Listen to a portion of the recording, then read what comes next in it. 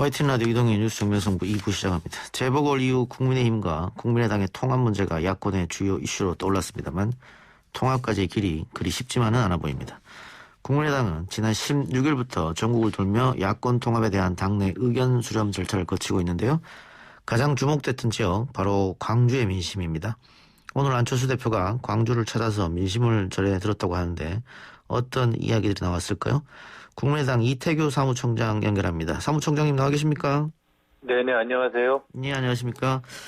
자, 광주 지역에서 국민의힘과의 통합에 반대 목소리가 높은 걸로 알려져 있기 때문에 광주 지역 당원들의 목소리에 관심이 쏠렸는데 오늘 어떤 이야기들이 나왔습니까? 아무래도 지역의 특성상 그런 반대 의견들이 많이 제기될 것이라고 이제 이런 예측들이 많았었는데요. 예, 오늘 참석자들 말을 종합해보면 어느 한쪽으로 이렇게 편중된 것이 아니고 그냥 다양한 의견들이 나왔다고 그럽니다. 예. 그래서 이제 통합의 약속을 지켜야 한다. 또 안철수 대표를 중심으로 지도부가 현명하게 잘 판단할 것으로 믿는다. 이런 의견들이 좀 힘에 있었고요. 물론 이제 중도에서 끝까지 우리가 제3정당을 가야 한다. 또 국민의힘에서는 안 대표님 이미지만 이용하려 하는 거 아니냐. 이런 이제 우려와 반대 목소리도 같이 나왔다고 합니다. 예. 그래서 이게 이제 다른 지역과 마찬가지로 대개 통합에 대한 이제 찬반 의견들을 당원들께서 갖고 계시는데요. 예. 그래도 결론은 이제 안철수 대표의 판단과 결단을 존중하겠다. 이런 이제 흐름들이 있습니다. 예. 그래서 오늘도 광주도 그런 큰 흐름에서 크게 벗어나 있지는 않다. 또 한 가지는 이제 통합을 하더라도 만약에 한다면 하더라도 국민의당의 가치와 노선이 잘 지켜져야 된다. 이게 이용만 당해서는 안 된다. 이런 걱정들도 이제 동시에 다 나와 있는데 이런 이제 의견들은 이제 다른 지역하고도 이렇게 큰 차이는 없다 이렇게 보고 있습니다. 예. 최종적으로 당원들의 의견이 모아지는 시점은 언제로 보고 계세요? 현재 공식적인 수렴 일정은 이제 모레 금요일 날 끝나게 됩니다. 금요일 날. 그래서 금요일까지의 단 그 결과를 토대로 그 어떤 결정을 할지 또 추가의 어떤 과정이 필요할지 여부 부분에 대해서는 이제 최고위에서 논의되는데요. 지금 안철수 대표께서 당원들하고 간담회를 하시면서 당원들의 말씀은 일일이 본인이 다 지금 메모를 하고 있거든요. 예. 아마 그걸 가지고 종합적으로 와서 한번 최고위원들하고 아마 협의를 하시지 않을까 이렇게 보여지고 있습니다. 혹시 절차적으로 그 당원들의 의견을 온라인으로 한 표씩 받는다든가 이런 건 생각하고 계시지 않은가요? 저희 입장에서는 이번에 당원들 간담회뿐만 아니라 또 이제 저희 당에 이제 정무직 당직자들이 많이 계시거든요. 예. 네, 그분들도 이제 의견 수렴 과정을 거쳤고요. 그래서 거기서 종합적으로 이제 중론이 형성이 안 돼 있다고 한다면 이번에 이제 간담회 참석하지 못한 당원분들 계시지 않겠습니까? 예. 대부분 이제 생업 때문에 참석을 못 하셨는데 그분들을 대상으로 한 어떤 설문조사나 이런 부분을 검토할 수 있다고 이렇게 계획은 갖고 있습니다. 예.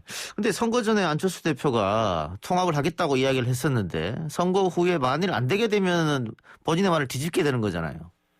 그때도 이제 그 안철수 대표께서 당원들의 뜻을 얻어서 통합을 추진하겠다 이렇게 말씀을 하셨잖아요. 예. 예. 근데 그래서 지금 안철수 대표도 그 과정을 성실하게 지금 밟고 계시는 거다 이렇게 이해해 주시면 되겠습니다. 예. 사무총장님께서는 어떻게 보세요? 어떤 부분 말씀하시는 거예요? 통합에 대해서 총장님 개인 의견은 찬성이십니까? 글쎄 안 대표께서 일찍이 야권의 통합적인 혁신 플랫폼을 주장한 바가 있고요. 예. 또 지금 안 대표 지론이 서울시장 야권 후보 단일화를 통해서 정권교체 교두보를 만들고 그 다음 단계로 야권의 혁신적인 대통합을 통해서 정권교체로 가자. 이런 차원에서 아마 통합에 이런 생각을 갖고 계시기 때문에 그런 차원에서 통합에 반대하는 분들은 많지 않을 거라고 생각을 합니다. 예, 예. 다만 이제 국민의당의 당원분들께서 걱정하시지만 양당이 통합되면 그건 균등한 대등한 통합이 돼야 된다. 예. 이런 이제 의견들을 많이 주고 계시고요. 그래야 이제 지지층들이 온전하게 합쳐질 거라고 보는 거거든요. 예. 그래서 이것이 체급 따지고 의석수 따져가지고 통합을 이야기한다면 그건 이제 기득권에 갇혀 있는 논리로 그런 논리라면 새로운 가치와 비전을 통합을 해서 창출해내기가 어렵다. 이런 생각을 갖고 있습니다. 예. 방금 말씀하신 대로 선거 전에야 체급 차이라든가 의석수 차이를 얘기하지 않았겠습니다만은 선거는 이미 끝이 났고 그래서 국민의힘 쪽에서는 당대당 통합보다는 흡수 통합 이런 이야기를 할 수 있을 것 같아서 그런 부분에 대해서 국민의당 쪽에서는 우려가 제기되는 것도 사실이 아니냐 이런 지적도 있어요. 그렇습니다. 그리고 그것이 이제 전형적인 기득권 논리라고 저희들은 보고 있고요. 예. 가령 서울시장 후보의 경우도 사실 안철수 대표가 계속해서 1위를 유지하셨지 않습니까? 예. 그런데 이제 이것이 그 국민의힘 후보 선출하는 그 시점에 이제 LA 땅 투기 사건이 터지고 뭐 이런 종합적인 반사이기 때문에 국민의힘이 기회를 잡은 것이지 예. 그것이 아니었다면 국민의힘에서 단일 후보가 됐겠느냐 이런 부분은 한번 되짚어봐야 된다고 생각이 들고요. 예. 지금 정당이라는 것은 덩치나 의석수를 자랑하는 것이 아니고 국민이 그 정당에 대해서 어떤 인식을 갖고 있느냐. 가령 예를 들어서 이번에 선거 후에 여론조사를 보면 국민의힘이 좋아서 찍었다는 비율이 단 7%에 불과합니다. 예. 그리고 지금 범야권의 유력 대선 주자 1위, 2위, 3위가 모두 다 지금 국민의힘 바깥에 있습니다. 예. 예. 이런 현실을 국민의힘에 계신 분들이 잘 인식해야 된다. 이런 좀 지적을 좀 드리고 싶습니다. 예. 뭐 어쨌든 그 국민의힘이 새로운 지도 체제를 꾸린 다음에 논의가 진전돼도 되지 않느냐 그런 생각이 드네요. 그건 아마 저희가 아마 어떤 판단을 하냐에 따라서 그쪽에서 통합전당대회를 할 거냐 아니면 일단 먼저 전당대회를 치르고 새로운 지도부하고 통합을 논의할 거냐 그 부분을 아마 결정하시지 않겠는가 이렇게 생각을 갖고 있습니다. 예, 알겠습니다. 그 부분에 대해서 어쨌든 조금 지켜봐야 될 것 같은데 방금 사무총장이 말씀하신 부분 대선 이야기 거기서 조금 들어가서요. 얼마 전에 의원님께서 안철수 대표 없이 대선 선출 과정이 흥행할 수 있겠느냐 이런 이야기를 했습니다. 저는 뭐 지극히 상식적이고 예. 일반적인 이야기를 한 건데요. 예.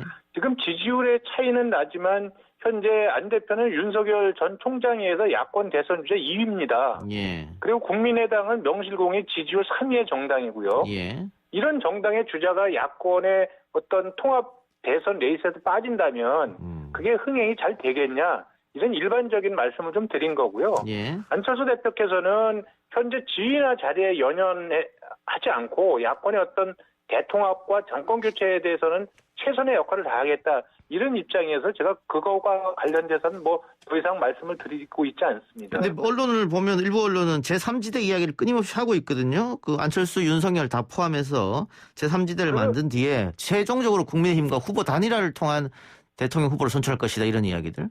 그런 과정의 경로를 말씀하시고 또 그걸 희망하시는 분들이 많이 계세요. 그래서 예. 먼저 윤석열 총장하고 안철수 대표의 힘을 합쳐서 예.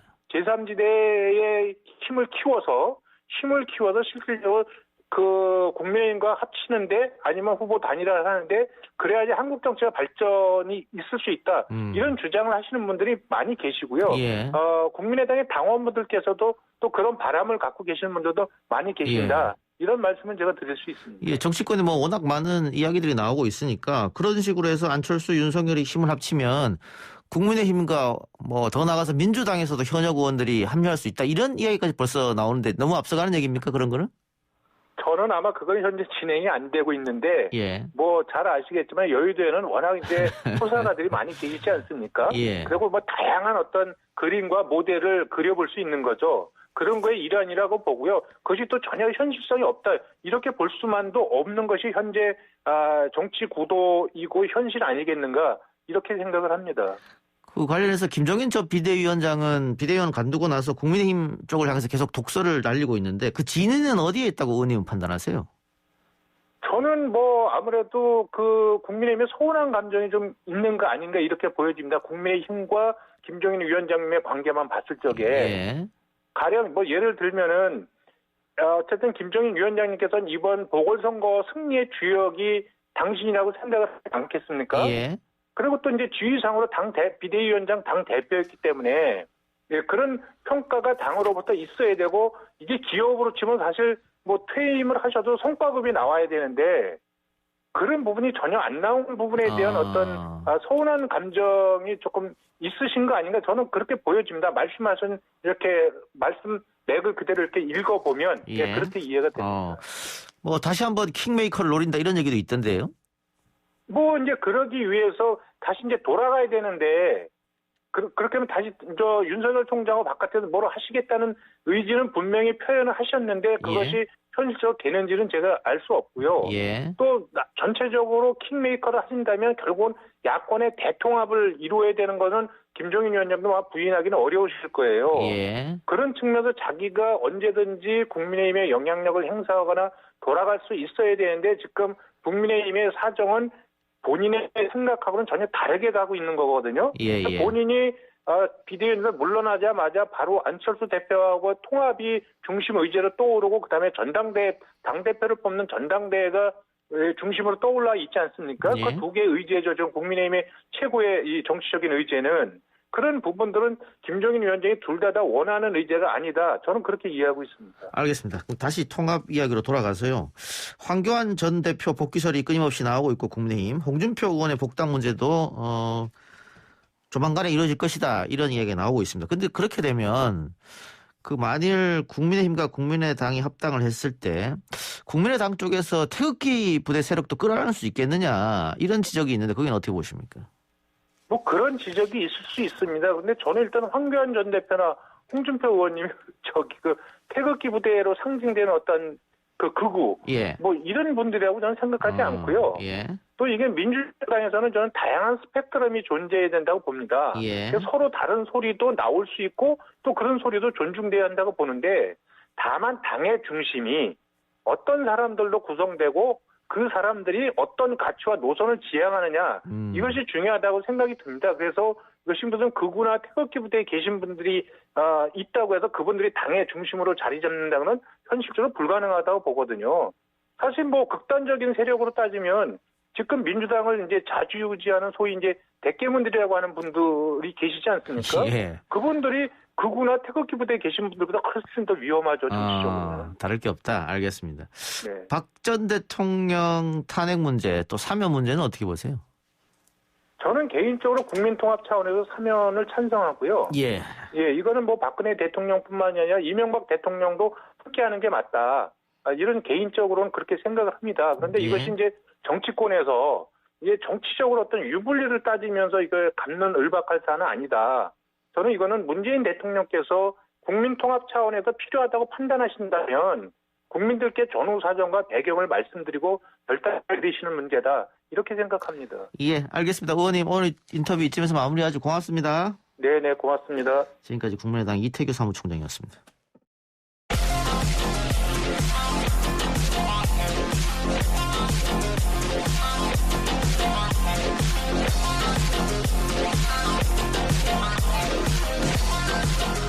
오늘 나온 뉴스를 언박싱해드리는 기자 언박싱 아주경제 김태현 기자 연결하겠습니다. 김 기자님.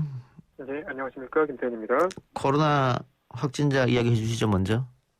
네, 코로나19 확진세가 아직도 거셉니다. 또다시 700명대로 급증을 했습니다. 그 중앙방역대책본부는 오늘 0시 기준으로 신규 확진자가 731명 늘어서 누적 11만 5,926명이라고 밝혔습니다.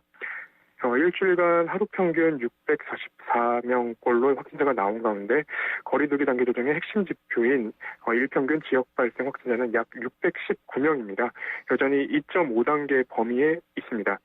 이날 신규 확진자 감염 경로를 보면 지역 발생이 692명, 해외 유입이 39명입니다. 주요 발병 사례를 보면 이제는 그 집단 감염이 아니라 일상 곳곳에서 감염이 번져가고 있는데요. 예. 수도권에서는 서울 마포구 공공기관, 그리고 은평구 음식점, 경기 김포시에서는 대학교, 광명시에서는 중학교 급식실, 성남시에서는 계모임 등에서 새로운 집단 발병 사례가 나왔습니다. 비수도권의 경우에는 이제 광주의 한 어린이집에서 원생과 교사 등 7명이 확진이 됐고요. 경남 진주에서는 지인 모임 관련한 확진자가 늘고 있습니다.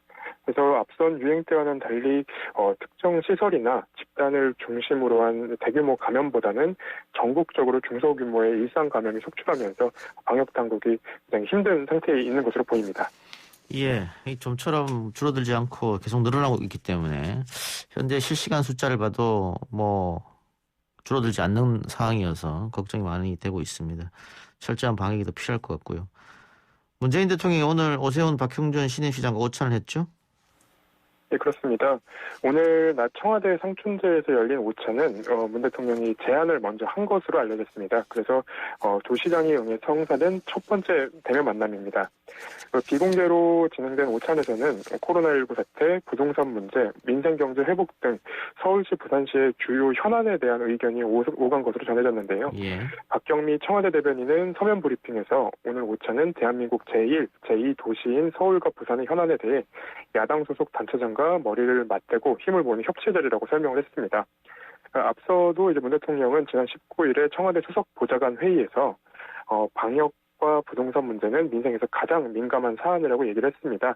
그러면서 이제 단체장이 바뀐 서울시, 부산시와 정부가 특별한 협력 체계를 구축할 것을 주문을 했는데 예. 이 대면 만남 오찬 이후에 오세훈 시장이 이제 입장을 좀 밝혔습니다. 예. 여기 내용을 보면 박근혜, 이명박 전 대통령에 대한 사면을 언급했다고 얘기를 했고, 그리고 오 시장은 마음속으로 이제 이 주제에 대해 생각하고 식사 자리에 임했는데 박형준 부산시장이 먼저 이 내용을 말했다고 설명을 했습니다. 예. 근데 뭐 대통령은 뭐 국민들의 공감대가 있어야 된다 이렇게 답변을 한 것 같던데 그 여권의 1위 대선 주자였던 이낙연 의원이 이 1위로 달리다가 사면 언급한 이후로 지지율이 곤두박질 쳤거든요.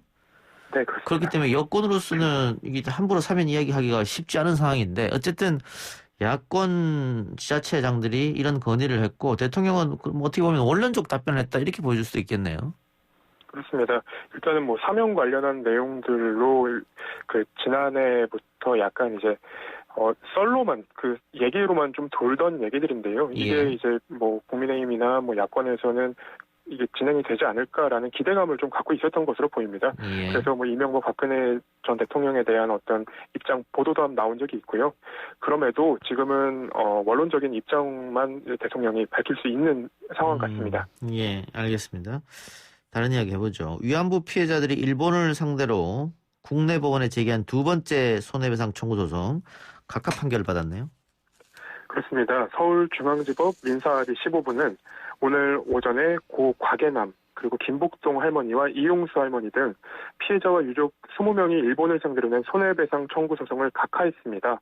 이 각하란 것은 소송 요건을 갖추지 못한 경우에 본안을 심리하지 않고 내리는 결정입니다. 예. 재판부가 판단한 내용을 보면 일본 정부의 국가 면제를 적용해야 한다고 보고 이같이 판결을 한 겁니다. 예. 이 국가 면제란 것도 한 주권 국가가 다른 나라의 재판 관할권으로부터 면제되는 것을 뜻하는 내용입니다. 예. 일단 재판부가 이제 2차 세계대전 후에 독일을 상대로 유럽 여러 국가들이 피해자들이 유럽 여러 국가의 피해자들이 소송을 냈으나 국가 면제를 이유로 각하된 사례 등을 언급을 했습니다. 예.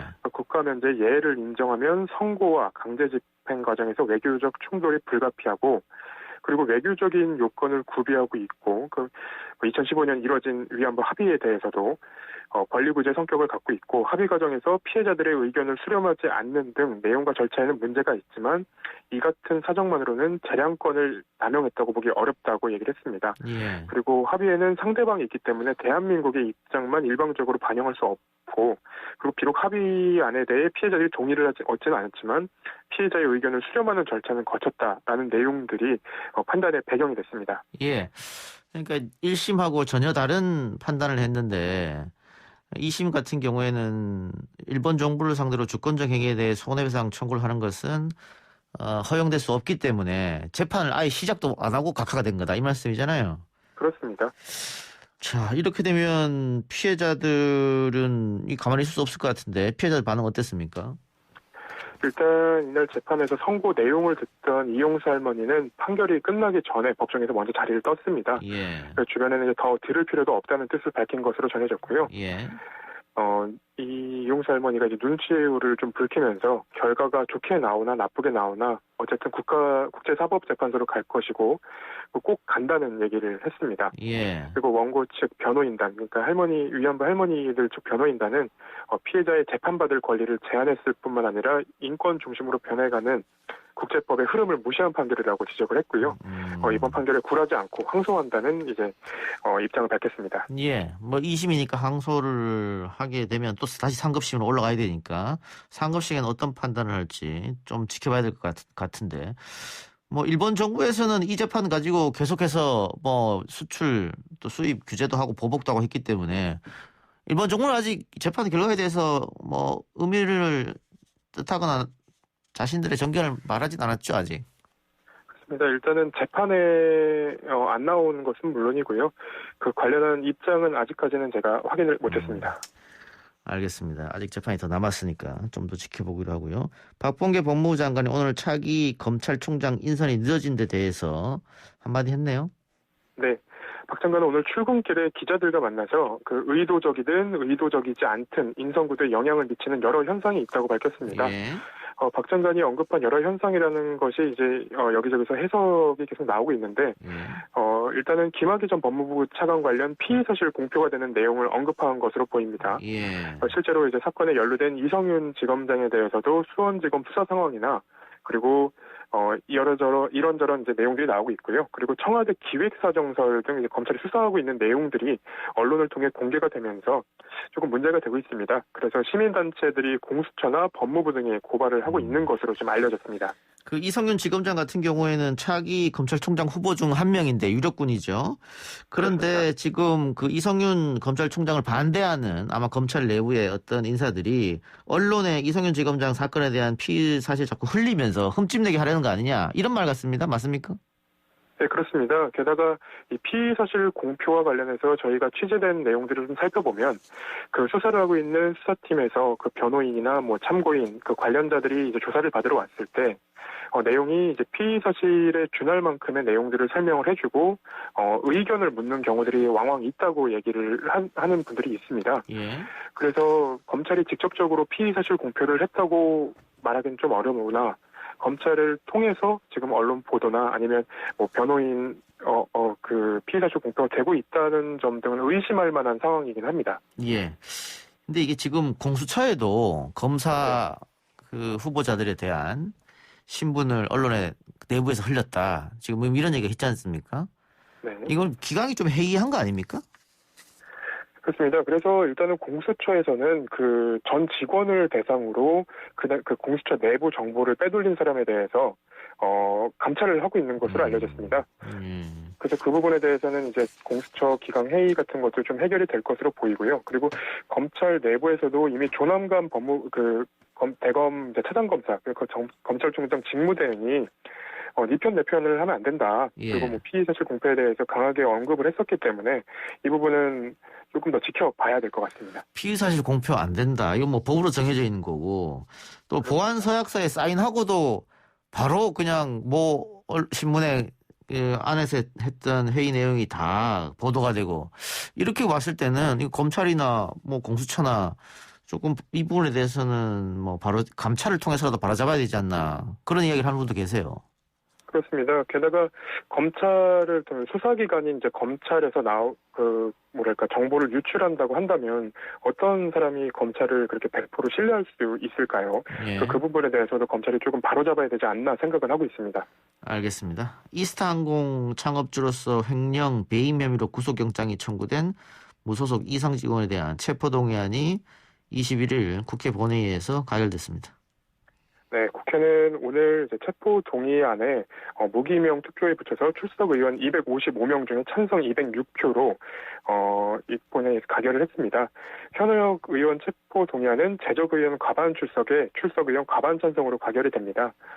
이 의원 같은 경우에는 이스타항공의 자금 담당 간부인 조커 공모에서 회사에 약 430억 원의 금전적 손해를 끼친 혐의를 받고 있습니다. 이에 대해서 이제 이 의원은 신상 발언에서 전혀 근거가 없는 검찰의 일방적 견해다. 검찰로부터 당하고 있는 참을 수 없는 지옥과 수모를 동료 의원들도 언제라도 당할 수 있다는 사실을 잊지 말라고 호소를 해줬습니다. 예. 그 체포 동의안이 가결된 것은 역대 15번째고요. 그 지난해 10월 더불어민주당 정정순 의원을 포함해서 21대 국회 들어서는 두 번째입니다. 예, 이상직 의원에 대한 체포 동의안이 가결될 것은 뭐 예상됐던 것이고요. 뭐 왜냐하면 혐의가 너무 뚜렷하고 횡령 배임 액수가 너무 크고 또 국민들한테 공감대도 전혀 얻지 못했습니다. 이상직 의원이 그 딸에게 고급 승용차를 리스로 법인 이름으로 사준 이유에 대해서 안전을 위해서 그랬다. 이거를 누가 이해하겠습니까? 그 자사 직원들은 월급을 다들 못 받아서 힘든 상황에 억대 스포츠카를 그것도 회사 돈으로 사줬다? 안전을 위해서? 이랬기 때문에 체포동향이 가결될 것은 명약 관화한 거였고 예상대로 굉장히 큰 표차로 통과됐는데 이렇게 되면 방금 김 기자 이야기대로 지난번에 또 정종순 의원이 체포동향이 가결됐잖아요. 네, 그렇습니다. 민주당이 지난 총선 때 공천을 제대로 했느냐 그러면 시스템 공천이라고 말만 하고 과연 시스템 공천이 이루어졌느냐 검증 작업이 제대로 됐느냐 이런 문제 제기는 있을 수밖에 없을 것 같습니다.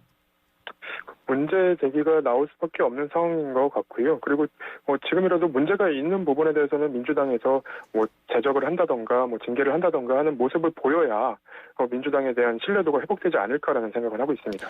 예, 대구 MBC에서 최근에 특정 보도한 동양대학교 최성해 총장 문제 그 부분에 대해서 김 기자도 제보를 받았다면서요? 그렇습니다. 작년에 이제 정경심 교수 관련한 1심 재판이 진행될 때 그 관련 내용들을 저희가 확보를 해서 재판 과정에 기사와 같이 작성을 한 적이 있습니다. 예.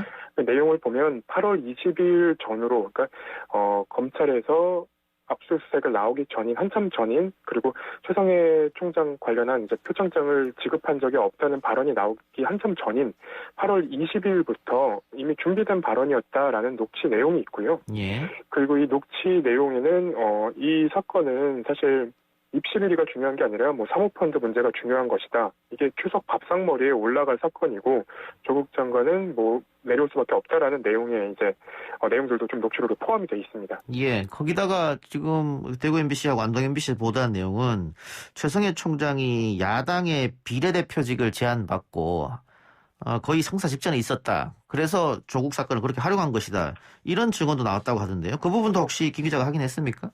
네, 그 부분에 대해서 저희가 확인한 바로는 최성해 씨가 일단은 100% 국민의힘 혹은 자유한국당, 그 당시 이제 비례정당인 미래한국당에 이제 발을 완전히 담궜다고 보기는 조금 어렵습니다. 그러니까 일단은 공천을 받았던 것은 맞는 것으로 보이고요. 그리고 공천 제안을요? 제안을 받은 겁니다. 제안을 받았고, 그리고 이제 총선 직전인 3월경까지는 최성해 씨가 이제 출마를 하는 것은 다들 하겠거니라고 생각을 하고 있었던 걸로 저희가 확인이 됐습니다. 게다가 최성해 씨 같은 경우에는 이제 미래한국당, 자유한국당에 발만 걸쳐놓은 게 아니라 그 당시 이제 민정수석이었던 조국 당시 민정수석한테 우리 학교 좀 잘 봐달라는 식의 발언도 했던 것으로 주변인들을 통해서 했던 것으로도 확인이 되고요. 그러니까 양쪽에다 발을 다 담궈뒀던 것으로 저희가 파악이 됐습니다. 예, 알겠습니다. 그 부분에 대해서는 재판이 또 계속 진행 중이니까 재판 관련해서 증언이 나올 수도 있겠죠. 오늘 언론 브리핑은 이 정도로 마무리하죠. 김태형 기자 수고했습니다. 네, 감사합니다. 지금까지 아주경제 김태형 기자였습니다.